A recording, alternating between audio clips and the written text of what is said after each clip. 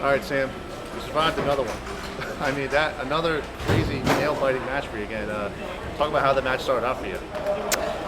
Physically and my ball reaction were great the first game. I had that incident with my mold coming out of my spare ball, so it kind of affected me a little bit going forward. My release wasn't as clean. Obviously, when something like that happens, you're going to be thinking about it subconsciously and you're going to try and not squeeze it too much or be too relaxed with your hand.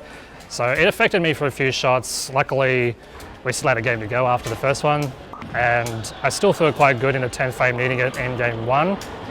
Got a little bit too far right, didn't hook as much as I would have liked, and Tom got up and did what he was supposed to do. Made the right adjustments game two, and got the strikes when I needed to get to the roll-off again. Threw it really good the first shot of the 9th and 10th. Got to the 10th, got it a little too far right for a flat 10.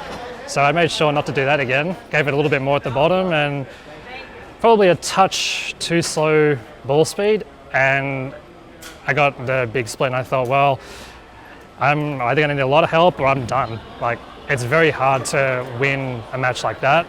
It's crazy. It's almost as weird as my first round match when I needed like 4 pins on the first ball of that roll-off.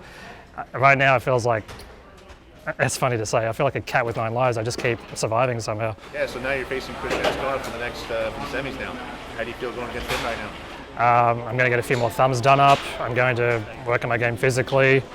As for the match, when that time comes, it's really hard to say what it's going to be like. It's any of these guys can just come out and make it really hard for you to win a match, or it's going to be a close one. So I don't know what to expect. I expect that I'm going to need to bowl well regardless.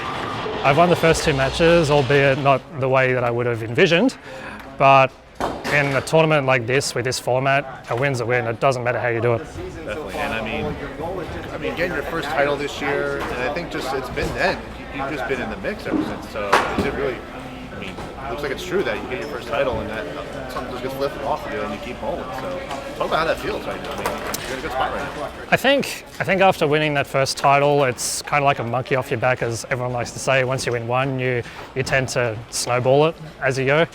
Confidence is probably the highest it's been in my life.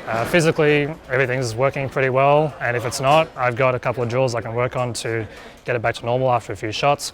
Mentally, it's probably as best as I've ever been. As for everything else, yeah, confidence is definitely key.